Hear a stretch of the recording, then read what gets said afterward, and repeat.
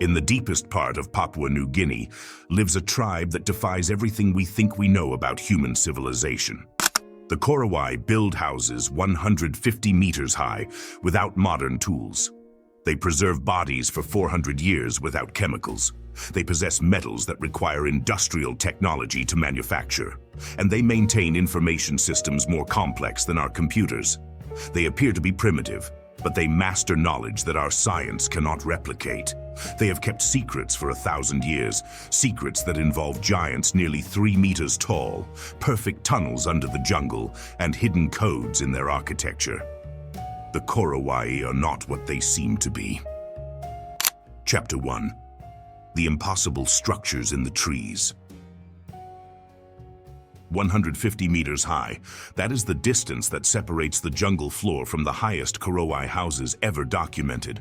To give you an idea of what we're talking about, it's like living on the 50th floor of a modern skyscraper.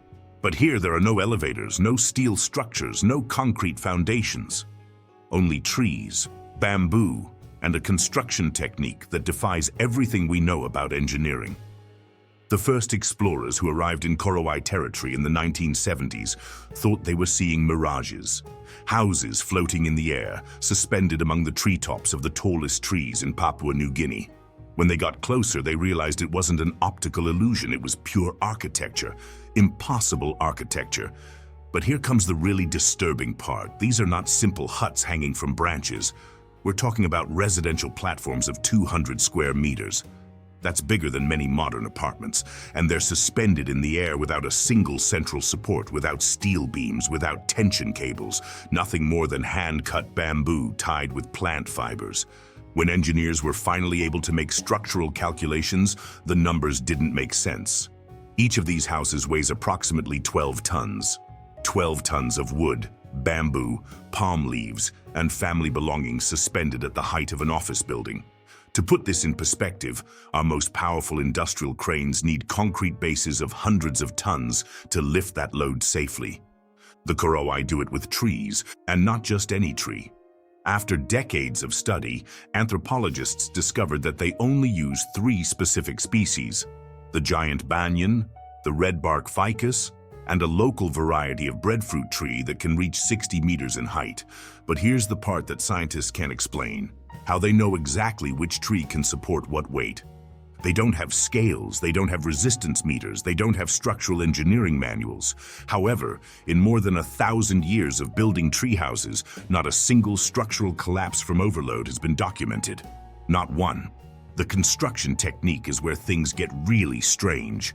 The Korowai cut bamboo with stone tools, achieving tolerances of less than 1 millimeter in the joints. 1 millimeter. Modern carpenters with electric saws and laser meters struggle to achieve that precision. They do it with stone axes they make in an afternoon. But bamboo is just the beginning. The joints, those critical connections where one piece meets another, are designed to support not only the static weight of the structure, but also the dynamic load. Because these houses are not still, they move with the wind, they sway with storms. They flex when the family walks on the platform. During hurricane season, which comes every year between October and March, these winds can reach 120 kilometers per hour. The trees bend like fishing rods. The houses sway in arcs of up to 6 meters from side to side. And not only do they not fall, but their inhabitants continue sleeping peacefully inside. Structural engineers who have visited the region speak of this with a mixture of admiration and frustration. They have tried to replicate Korowai techniques in controlled laboratories. They have consistently failed. The joints loosened, the structures deformed, the materials separated under stress. But in the jungle, Korowai houses work perfectly for decades. The construction process has its own mysteries. First, site selection. The Korowai can look at a group of trees and immediately determine if they will serve to support a family house. They don't use plumb lines, they don't do resistance tests, they don't calculate angles, they simply know. Then comes preparation, which takes exactly 6 months, always 6 months, regardless of the size of the house or the number of available workers. And there is an unbreakable rule. Work is only done during daylight hours, never at night. When asked why, Korowai builders simply say that the trees sleep after sunset. Before placing the first piece of bamboo, they perform a ceremony that lasts 3 full days. It's not just a religious ritual. During these 3 days, they measure distances with steps, verify angles using solar shadows, and perform what can only be described as trigonometric calculations using ropes and stones as instruments. The final result is mathematically perfect. Korowai houses distribute weight so efficiently that each support tree bears exactly the load for which it was designed by nature. No more, no less. It's as if they knew the structural limits of each tree species down to the kilogram.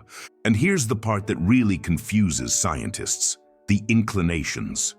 Each Korowai house is built at a specific angle relative to the horizon. It's not accidental. It's not approximate. It's exact to the degree, and this angle varies according to geographical location, tree height, and something the builders call the mood of the forest. Researchers have discovered that these angles follow complex mathematical patterns. Some correspond to the position of the sun during specific solstices. Others seem to align with constellations that are only visible from those exact coordinates. But when you ask the builders about these astronomical calculations, they look at you like you're crazy. For them, it's simply the correct way to build. The transmission of this knowledge is equally mysterious. They don't have construction schools. They don't have written manuals. They don't have formal learning periods. One day, a young Korowai simply knows how to build a treehouse, as if the knowledge appeared in their mind completely formed. Anthropologists have documented 40 generations of Korowai builders. That's more than 1,000 years of uninterrupted architectural tradition. During that time, the techniques have not changed or evolved. They are exactly the same as those used by their ancestors in the year 1000 after Christ. But perhaps the most disturbing thing of all is the load these structures can support. We're not just talking about the weight of the construction itself. Complete Korowai families live permanently in these houses, up to 8 people per platform with all their belongings, provisions for months, and domestic animals. During ceremonial celebrations, up to 30 people can gather in a single house. The additional weight should cause at least some visible deformation. Engineers calculate that the temporary overload should produce at least 15 centimeters of sagging in the main beams. Nothing happens. The house absorbs the extra weight as if it had been designed specifically for that load. So the question that no one can answer: how did the Korowai develop this technology? Where did they learn trigonometry without a writing system? How do they calculate structural loads without formal mathematics? And why do their methods surpass our modern constructions in efficiency and durability? But the tree houses are just the surface. When you descend to the ground and observe the cliff walls, you'll discover marks that shouldn't be there. Chapter 2. The inexplicable vertical petroglyphs. Imagine a 300-meter-high cliff. That's like 3 times the Statue of Liberty stacked on top of each other. Now imagine that someone carved complex symbols on that vertical rock wall. Not at the base, where you could use ladders, not on accessible ledges. At the very top, where not even modern climbers with all their equipment would dare attempt such a thing. That's exactly what geologists found in 1994 when they were mapping the Korowai region for the first time. The petroglyphs extend for 500 linear meters along 7 different cliffs, 500 meters of symbols carved in solid granite at a height where the air is so thin it's hard to breathe. To understand the magnitude, it's as if someone had decorated the entire facade of the Empire State Building, but hanging from a rope in the air. When experts were finally able to examine the carvings using drones with high-resolution cameras, what they saw left them speechless. They weren't casual scratches or natural erosion marks. Each symbol was exactly 3 centimeters deep. All of them, without exception. Exactly 3 centimeters carved in granite. That type of rock has a hardness of 6 to 7 on the Mohs scale. To cut it, you need hardened steel or industrial diamond tools. The Korowai don't have access to either. Their most advanced tools are volcanic stone axes, but here comes the part that really puzzles archaeologists. The interior of each carving shows a polished finish, as if it had been worked with industrial precision tools. There are no hammering marks, no irregularities, no signs that brute force was used to create the shapes, and the shapes themselves are the next mystery. Traditional Korowai petroglyphs, those found at ground level in tribal territory, are simple. Circles representing the sun, wavy lines symbolizing rivers, stylized human figures, basic rock art that fits perfectly with what you'd expect from a culture that until recently lived in the Stone Age. But the symbols on the cliffs are completely different. Complex spirals that require understanding of advanced geometry, fractal patterns that repeat at different scales, numerical sequences represented by systems of dots and lines that seem to follow some kind of mathematical logic. Most disturbing is that some of these symbols seem to represent objects the Korowai have never seen. Perfect circular shapes with internal radii suggesting wheels or gears. The Korowai didn't know the wheel until missionaries arrived in the 80s. Rectangular structures with exact proportions reminiscent of modern buildings. Figures that look like metal tools with clearly defined handles and blades. How do you carve the image of something that doesn't exist in your world? Erosion analyses indicate that these petroglyphs are at least 800 years old. That means they were created around the year 1200. When the Korowai lived in complete isolation from the rest of the world. There was no contact with civilizations that knew advanced metallurgy, complex architecture, or sophisticated mathematics. But there's more. The symbols aren't randomly distributed along the cliffs. They follow a specific pattern that repeats exactly every 17 carvings. 17. Mathematicians have determined that 17 is a prime number with unique properties in number theory. The Korowai don't have words for numbers greater than 5 in their traditional language.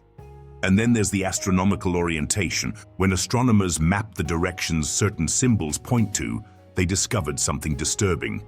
Several of the most complex carvings are perfectly aligned with constellations that are only visible from that specific latitude during the winter solstice. Others point to points in the sky where specific planets appear during rare astronomical events. Venus in superior conjunction, Mars in opposition, Jupiter at its closest approach to Earth. Events that occur once every several years and require sustained astronomical observation for decades to be predicted with precision. The Korowai have no tradition of complex astronomy. Their calendars are based on simple lunar cycles and obvious seasonal changes. They have no names for individual planets. They don't record eclipses. They don't predict celestial events. So who made these astronomical calculations and carved them in stone at 300 meters high? Attempts to replicate the carving technique have failed completely. Experimental archaeology teams have tried to create similar symbols using stone tools available to historical Korowai. After days of intense work, they managed to make superficial marks of barely a few millimeters deep. To reach the 3 centimeters of depth shown by the original petroglyphs, they calculate they would need approximately 2,000 hours of continuous work for each linear meter of carvings. That means the 500 meters of petroglyphs represent 1 million hours of carving work. 1 million hours. Working 8 hours a day, 7 days a week, one person would need 35 years to complete the entire set. And that's assuming they had easy access to the cliff wall, adequate tools, and never made mistakes that required redoing sections. But remember, we're talking about working suspended at 300 meters high on a vertical wall. Current Korowai, when asked about these petroglyphs, give contradictory answers. Some say they were made by the elders who flew. Others insist they have always been there since the world was created. A few claim they were carved by spirits who could walk on walls as if they were the ground. Most disturbing is that the most respected elders of the tribe, those who supposedly keep the most complete historical memory, completely refuse to talk about the petroglyphs. When researchers insist, they simply leave, as if the topic were too dangerous or sacred to be discussed. And then there are the similarities with other sites. Researchers who have studied petroglyphs in different parts of the world have noticed disturbing patterns. Some of the symbols on the Korowai cliffs are practically identical to carvings found in Missouri, at sites that also defy explanation. The same impossible precision, the same geometric complexity, the same location in inaccessible places. Coincidence or evidence of something much bigger? Chapter 3: The Impossible Metal Artifacts. In Korowai territory, there exists an unwritten rule. Never ask about the sacred axes. Not where they got them, not how they made them, and definitely not if you can see them up close. It's one of those lines you simply don't cross if you want to maintain the tribe's trust. But in 2003, an anthropologist named Dr. Marcus Reed achieved something many considered impossible. After living with the Korowai for 8 years, building trust relationships family by family, he was finally invited to witness a ceremony where these mysterious tools were used. What he saw forced him to rethink everything he thought he knew about the history of human technology. The axes didn't look handmade. The metal shone with a luster not seen in traditionally forged tools. The blades maintained a perfect edge without sharpening marks. The handles were attached to the metal in a way that suggested industrial casting, not artisanal assembly. When Reed was finally able to convince the elders to allow a metallurgist to examine one of these tools, the results were disturbing. The alloy was unknown to modern science. It contained elements that require melting temperatures of at least 1,800 degrees Celsius to combine. The most primitive furnaces the Korowai know how to build reach maximum 400 degrees. That's not even enough to melt pure copper, much less create complex alloys. But extreme temperatures were only the beginning of the anomalies. Spectroscopic analysis revealed a hardness of 8.5 on the Mohs scale. That's harder than the most resistant tempered steel we produce industrially. To put this in perspective, our best industrial cutting tools rarely exceed 8.0 in hardness, and those require manufacturing processes involving high-tech furnaces, computer-controlled heat treatments, and rare metal alloys. The Korowai have had them for 600 years. Carbon dating of organic material found embedded in the metal confirmed that these tools predate any European contact with the region. They were created when the Korowai lived in complete technological isolation, using stone tools for everything from cutting bamboo to processing food. Except for these axes, and the physical properties become stranger the more you study them. Despite their extreme hardness, the metal is 30% lighter than any alloy of comparable hardness we know. Materials engineers have tried to replicate this combination of hardness and weight in modern laboratories. They haven't been able to come close. But what really confuses scientists is the corrosion resistance. 600 years in a tropical jungle where average humidity is 90%. 600 years exposed to natural plant acids, constant rain, and dramatically fluctuating temperatures. Any known metal should be completely rusted or corroded. These axes show not even a rust stain. The metal surface looks as if it had been polished yesterday. Chemical analyses detect no protective coating, no surface treatment that could explain this resistance. The metal simply doesn't rust. Period. And then there's the sound. When you strike one of these axes against other metals, it produces a specific, pure tone that resonates for exactly 12 seconds. 12 exact seconds, regardless of how hard the blow or what material it's struck against. Metallurgists have determined that this phenomenon requires a perfectly uniform internal crystalline structure, something that can only be achieved under extremely controlled manufacturing conditions. The Korowai don't have measuring instruments, they don't have concepts of manufacturing tolerances, they don't have words in their language to describe complex metallurgical properties. But somehow they possess tools that surpass our best industrial products in quality. The distribution of these tools within the tribe follows specific patterns that no one has been able to fully explain. Only 12 Korowai families possess axes of this mysterious metal. Always 12. Never more, never less. If a family becomes extinct, their axe is redistributed according to rules that the elders refuse to explain to outsiders. The tools are only inherited by firstborn males, and only after they complete a series of rituals that can take years.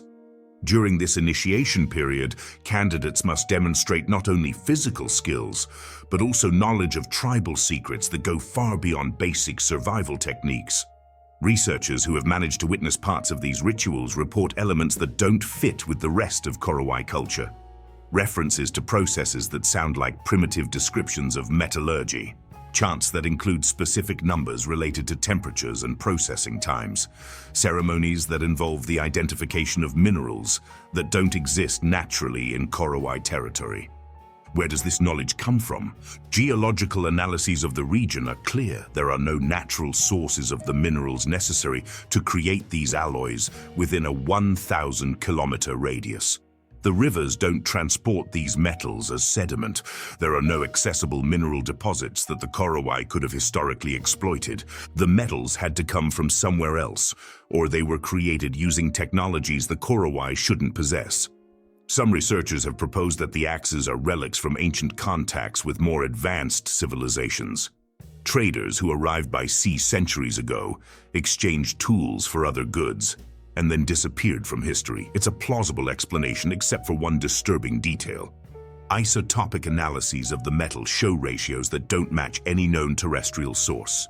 The elements are present in proportions that don't naturally occur on our planet. It's as if the metals had been processed in an environment with different fundamental physical conditions. When Korowai elders are confronted with this scientific data, their responses are consistently evasive but disturbing. They speak of gifts that fell from the sky during ancestral ceremonies. They mention that the axes have always existed and that they will exist when we are gone. And when asked directly how they were manufactured, the answer is always the same. We didn't make them. We found them where they should be. What does that mean exactly? And why are the locations where these tools were found now marked as sacred territories where excavation or investigation is prohibited? The Korowai keep more secrets than they're willing to reveal, and those secrets involve technologies that defy our understanding of what was possible 600 years ago in one of the most isolated regions of the planet. Chapter 4. The Suspended Mummies in the Air. The first time Dr. Sarah Chen saw the Korowai mortuary chambers, she thought she had found the most advanced preservation system in the primitive world. That was before scientific analyses showed her that what she was seeing was technically impossible. The caves are located 250 meters high on cliffs that can only be climbed using professional mountaineering equipment. For the Korowai, who didn't know synthetic ropes or metal hardware until a few decades ago, getting there should have been unthinkable. But there are the bodies, dozens of them, perfectly preserved, suspended in the air as if time had stopped. The humidity inside these caves is a constant 90%. 90%. To understand what that means, it's like living inside a permanent sauna. Under those conditions, a human body should decompose completely within weeks. Bacteria thrive in humid environments, soft tissues deteriorate rapidly, and bones become fragile and brittle. But the Korowai bodies in these caves have been there for 400 years. 400 years. And they're not only intact, they're perfectly preserved. The skin maintains its original elasticity. The muscles preserve their definition. The internal organs, according to non-invasive tomographies that have been performed, are in conditions that a forensic expert would describe as recently deceased. It's as if these people had died yesterday, not 4 centuries ago. What makes this even more puzzling is the position in which they're placed. They don't lie in sarcophagi or platforms. They're suspended in the air through a system of ropes and pulleys that defies comprehension. The ropes, made from plant fibers that should have rotted decades ago, maintain the same resistance as the day they were installed. Each body is suspended at exactly 1.8 meters from the cave floor. Not approximately. Exactly. As if that specific height were critical for the preservation process. And the orientation is also precise. All bodies point toward magnetic east, with a deviation of less than 2 degrees. When International Museum conservators analyzed the conditions inside these caves, they found something that left them perplexed. The temperature remains constant at 18.5 degrees Celsius throughout the year. It doesn't fluctuate with seasons, it doesn't vary between day and night. 18.5 exact degrees, 24 hours a day, 365 days a year. To achieve that thermal stability under natural conditions, you would need enormous thermal mass, perfect insulation, or some type of active climate control system. The Korowai caves have none of these characteristics. They are natural cavities in limestone rock, exposed to the elements without visible architectural modifications. But there's more. Analysis of the air inside the caves revealed something disturbing. It's practically sterile. The concentration of bacteria and microorganisms is below levels you would find in modern hospital operating rooms, and this in the heart of a tropical jungle that is literally the richest microorganism ecosystem on the planet. How do they maintain a sterile environment without use of antiseptics, air filters, or ultraviolet radiation? The answer becomes more mysterious when you examine the mummification process itself. Korowai, who have participated in these ceremonies, describe a ritual that lasts exactly 77 days. 77 exact days, no more, no less, and the ritual can only begin during specific lunar eclipses. Lunar eclipses. Astronomical events that occur on average every 2.5 years, and that require precise calculations to be predicted accurately. The Korowai have no tradition of complex predictive astronomy, but somehow they know exactly when the next lunar eclipse will occur months in advance. During these 77 days, the body goes through a series of treatments that can only be described as applied chemistry without chemistry. They don't use known preservative substances. There are no resins, no mineral salts, no alcohols or oils that are typically used in traditional mummification processes. Instead, they use what they call the breath of the mountain. Spectrographic analyses of the air inside the caves during ceremonies show unusually high concentrations of noble gases, like argon and helium. Gases that shouldn't be present in those quantities in natural cavities. Ritual participants speak of specific chants that must be intoned during exact hours of the day. They aren't random or traditional chants.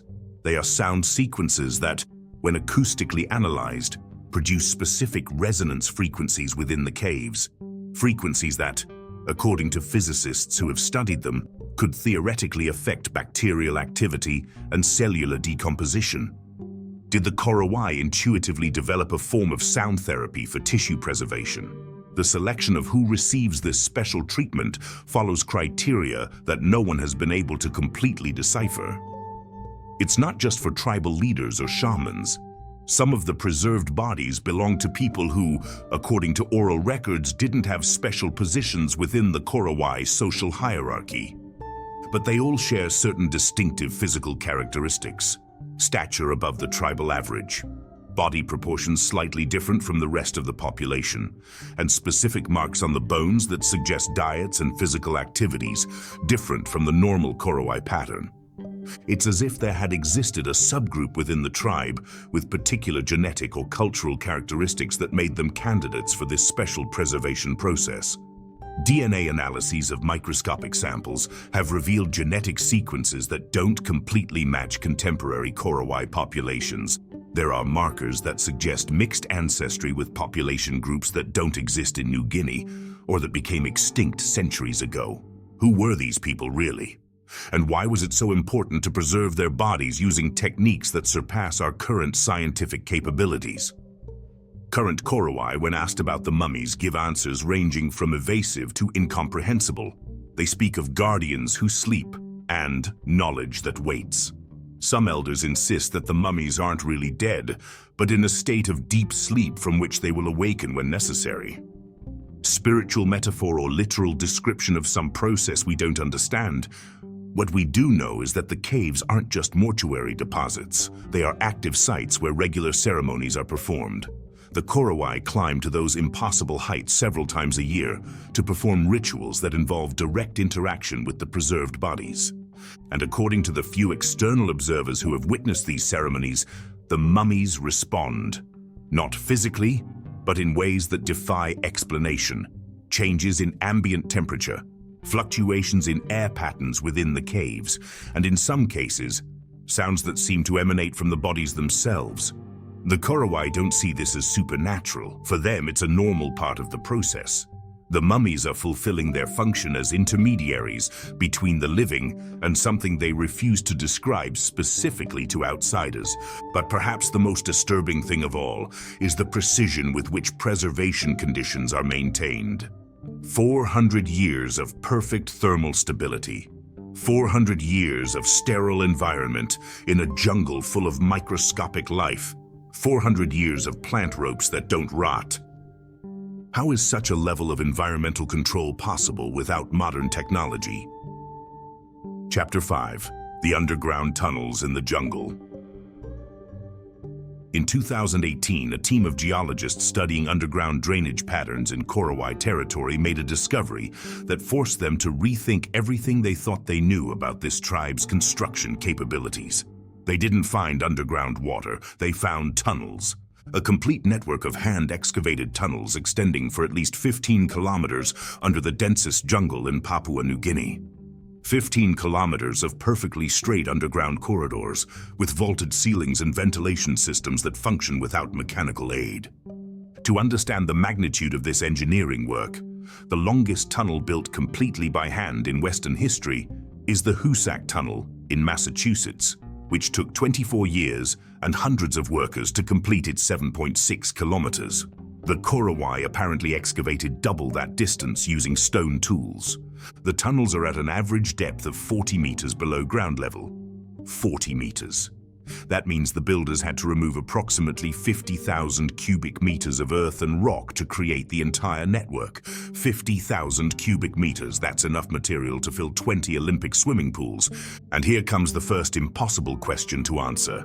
Where is all that earth? When you excavate tunnels, the removed material has to go somewhere. 50,000 cubic meters of earth and rock should have created mountains of waste visible from the air. Satellite maps of the region show no topographical alteration that can explain where all that material was deposited. It's as if it had simply disappeared. The excavation technique presents its own mysteries. The tunnel walls are perfectly smooth, without tool marks, without irregularities that suggest manual excavation. Engineers who have examined the surfaces say they appear to have been cut with industrial precision machinery, but there's no evidence that metal excavation tools ever existed in Korowai territory. There are no remains of metal picks, no fragments of steel shovels, no traces of the instruments that would be necessary to create such uniform surfaces in solid rock. And then there's the structural problem. Tunnels at 40 meters depth in jungle soil should need structural supports to avoid collapses. The pressure of water-saturated soil, giant tree roots, and seismic activity in the region create conditions that make most underground excavations unstable. The Korowai tunnels don't have a single visible structural support. No wooden beams, no stone pillars, no reinforcing arches. Only perfectly stable cavities that have resisted decades of torrential rain, minor earthquakes, and the weight of a complete jungle growing above. The ventilation system is equally inexplicable. The air inside the tunnels is fresh and breathable, with oxygen levels similar to those on the surface. To achieve this in tunnels 15 kilometers long, you would need strategically located ventilation shafts, fans to force circulation, or some type of natural pressure gradient. The Korowai tunnels have no visible ventilation shafts. There's no evidence of forced ventilation. And the region's topography doesn't present the elevation differences necessary to create natural airflow at that depth. However, the air circulates perfectly. Atmospheric analyses inside the tunnels reveal something more puzzling. The temperature remains constant at 24 degrees Celsius throughout the year. 24 exact degrees, without seasonal fluctuations. At 40 meters depth in a region where surface temperature varies between 18 and 35 degrees depending on the time of year. That thermal stability suggests some type of incredibly sophisticated passive climate control system, or geological conditions so specific they border on the impossible. But perhaps the most disturbing thing of all is the function of these tunnels. There's no evidence they were used as permanent dwellings. There are no remains of fires, no accumulations of domestic waste, no modifications that suggest long-term habitation. Instead, the only artifacts found are specific ceremonial tools, precisely carved stone instruments that don't appear in any other Korowai context, ceramic containers with complex geometric shapes, and symbols carved on the walls that match some of the petroglyphs found on the cliffs. The Korowai who know of the tunnel's existence, only the highest-ranking shamans and some specific elders refer to them as the paths below. According to their fragmentary descriptions, the tunnels connect specific clan territories and are used for ceremonies that require complete isolation from the outside world. Ceremonies that, according to their accounts, can last weeks and involve activities that cannot be performed on the surface. What type of rituals require being 40 meters underground in perfectly climate-controlled corridors? Attempts to completely map the tunnel network have been frustrated by active Korowai resistance. They only allow access to specific sections, and only during limited periods. The main entrances are hidden in ways so sophisticated they require specific knowledge to be located. Some entrances are disguised at the bases of giant trees that have grown specifically to hide the openings. Others are located under rock formations that appear completely natural until you know exactly where to look for the access mechanism.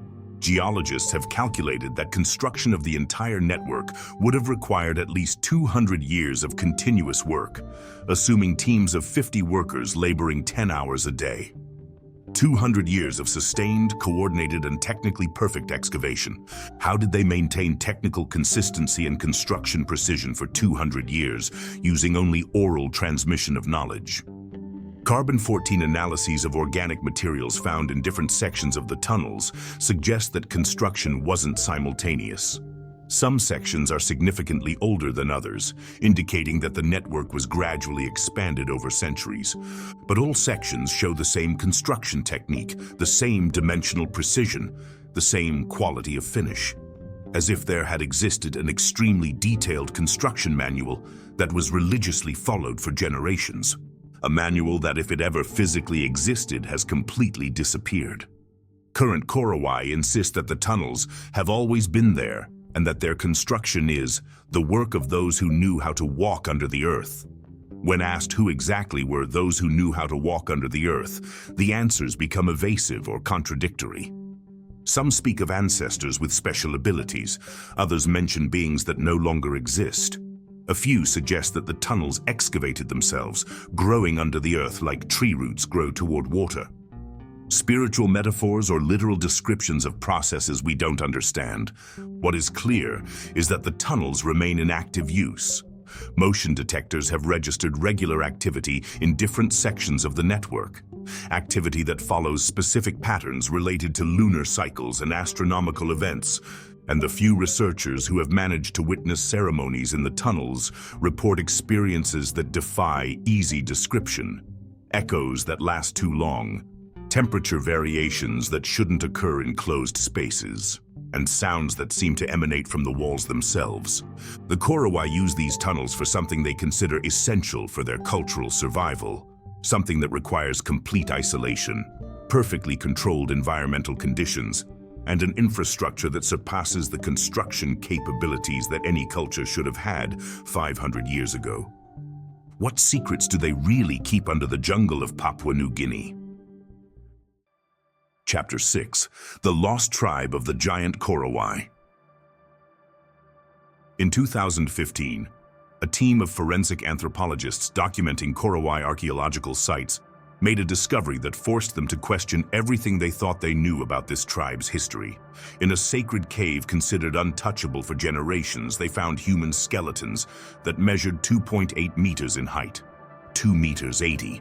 That's not simply tall for the era, it's gigantic by any human standard. To put this in perspective, the average height of contemporary Korowai is 1.65 meters for men and 1.55 for women. These skeletons represent individuals who were almost twice as tall as their supposed contemporaries. But extreme stature was only the beginning of the anomalies. Osteological analysis revealed body proportions that don't match any known human population. The extremities were disproportionately long in relation to the torso. The bones showed muscular insertions that indicated physical strength that far exceeded normal human capabilities. And the skull structure presented characteristics that physical anthropologists described as evolutionarily divergent. Cranial capacity was 40% larger than the modern human average. 40%. That means brains of approximately 1,960 cubic centimeters compared to the typical 1,400 cubic centimeters of Homo sapiens. To find similar cranial capacities, you would have to go back to Neanderthals, who became extinct 40,000 years ago. But these skeletons were carbon-14 dated to only 350 years old. 350 years. That means these individuals lived during the 17th century, when the Korowai had already developed their characteristic culture of tree houses and stone tools. How did two such radically different human populations coexist in the same territory? The skeletons were found in 4 different caves, all located in central Korowai territory, not on the margins of their area of influence, not in border regions where they could represent foreign populations, in the very heart of their ancestral territory, and they weren't buried as intruders or enemies. Taphonomic analyses showed they had received elaborate funerary treatment, similar to that reserved for individuals of high social status. They were placed in specific ceremonial positions accompanied by valuable artifacts and located in sites that clearly had sacred significance. The artifacts found alongside the skeletons present their own anomalies. 3-meter-long axes made from the same mysterious metal that some contemporary Korowai families possess, but dimensioned for hands that were more than double normal size. Ceramic containers with capacities of up to 50 liters, when traditional Korowai ceramics rarely exceed 5 liters. And work tools that suggest activities completely different from those of normal Korowai. Precision instruments for carving stone that require superhuman strength and dexterity. Implements that seem designed for large-scale construction, not for the subsistence activities typical of a hunter-gatherer culture. Soil analyses around the burial sites revealed something more disturbing. Unusually high concentrations of minerals that don't exist naturally in the region. Traces of rare metals that suggest industrial processing activities. And distribution patterns that indicate these individuals had access to resources and technologies that weren't available to the rest of the Korowai population. But perhaps the most disturbing are the footprints. At 3 different sites, researchers found fossilized foot impressions in clay mud deposits that naturally hardened over the centuries. Footprints 48 centimeters long by 18 centimeters wide, 48 centimeters. For comparison, the average human foot measures between 24 and 28 centimeters. The footprints show normal anatomical characteristics, not deformities or pathologies. They are simply proportionally amplified versions of normal human feet. And analyses of the impression depth suggest that the individuals who left them weighed between 180 and 220 kilograms. 180 kilograms of body weight distributed over a 2.8-meter-high structure suggests individuals with extraordinary bone densities and muscle masses. Not obesity, but physical construction that defies known limits of human development. Korowai oral traditions that mention these individuals are fragmentary and contradictory. Only 3 elders in the entire tribe admit to knowing stories about the Great Ones. And their accounts are disturbingly specific in some details, while remaining completely vague in others. They speak of individuals who could move stones that 10 men couldn't lift. They describe constructions that required arms that reached the clouds. They mention tools that only the Great Ones could use, and knowledge that only the Great Ones could understand. But when asked about relationships between these giant individuals and normal Korowai, the answers become evasive. Some suggest they lived separately in their own communities. Others imply there was some type of exchange or cooperation. A few insinuate that the giants had leadership roles or spiritual authority. What is consistent in all accounts is the description of their disappearance. According to oral histories, the Great Ones disappeared suddenly about 300 years ago. Not gradually, not due to diseases or conflicts. They simply left from one day to the next. Some elders speak of the Great Silence that followed their disappearance, a period during which certain knowledge was lost, certain constructions were abandoned, and certain traditions were permanently interrupted. Coincidence that this period corresponds exactly with the time when certain large-scale construction activities in Korowai territory stopped. Genetic analyses of bone samples have revealed markers that don't match contemporary Korowai populations. There are sequences that suggest ancestry that separated from the main line thousands of years ago, as if they represented an evolutionary branch that developed independently for millennia before re-encountering normal Korowai. But there are also markers that indicate relatively recent hybridization. Evidence that there was reproduction between the giants and normal-statured Korowai. And some of these genetic markers still appear in certain contemporary Korowai families. The families that possess the impossible metal tools. The families that have privileged access to certain ceremonial sites. The families whose members occasionally reach unusually tall statures for Korowai standards. Do descendants of the giants still live among the Korowai, camouflaged by centuries of interbreeding, but maintaining access to special knowledge and resources? The territories where the giant skeletons were found correspond exactly with the locations of the most elaborate underground tunnels. The petroglyphs on the cliffs that require extreme stature to be created are all within a 10-kilometer radius of the burial sites. And the caves where suspended mummies are preserved contain architectural modifications that seem to have been designed for individuals significantly taller than contemporary Korowai. Elevated ceilings, wider platforms, spaces dimensioned for people of giant stature. It's as if all the mysterious Korowai infrastructure had originally been built by and for this population of giants. And when they disappeared, normal Korowai inherited technologies and knowledge they didn't fully understand. Technologies that continue working perfectly after 300 years, but that no one knows how to repair or replicate if they were to fail. Contemporary Korowai are the custodians of a legacy that isn't completely theirs. Guardians of secrets that belong to individuals who were physically and intellectually superior in ways we can barely imagine. And what really happened to the giants? Did they naturally become extinct? Did they emigrate to another place? Or did they simply decide to hide so completely that their disappearance seems total? On the quietest nights, some Korowai still report sounds in the jungle they can't explain. Footsteps too heavy for any known animal. Voices too deep for normal human throats. And occasionally, enormous figures moving among the tallest trees where no normal human could reach. Did the giants really disappear, or did they simply learn to remain invisible? Chapter 7. The Secret Code of the Sacred Houses. In 2019, a mathematician from Cambridge University named Dr. James Mitchell was analyzing satellite photographs of Korowai territory when he noticed something that made him doubt his sanity. The houses weren't randomly distributed throughout the jungle. They formed exact geometric patterns that required sophisticated mathematical planning.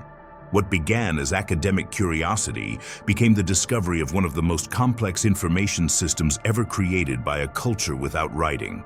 Mitchell had been studying population distributions in primitive cultures when he decided to map the exact locations of all documented Korowai houses. He expected to find simple patterns related to water access, favorable topography, or proximity to natural resources.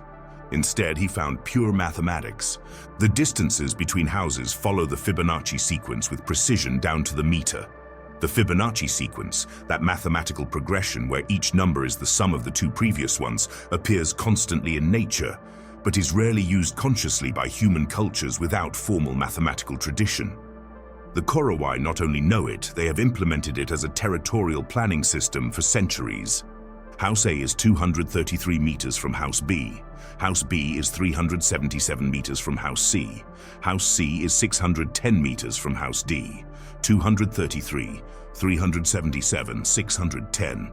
Perfect consecutive numbers in the Fibonacci sequence. This is not coincidence. It's deliberate design executed with absolute mathematical precision, but distances are only the beginning of the code. All Korowai house entrances point to exactly 37.5 degrees relative to magnetic north. All of them, without exception. 37.5 exact degrees measured with precision instruments that confirm tolerances of less than 0.2 degrees. How do they achieve that angular precision without compasses, without measuring instruments, without formal knowledge of navigation? The answer lies in the system they have developed for reading the sky.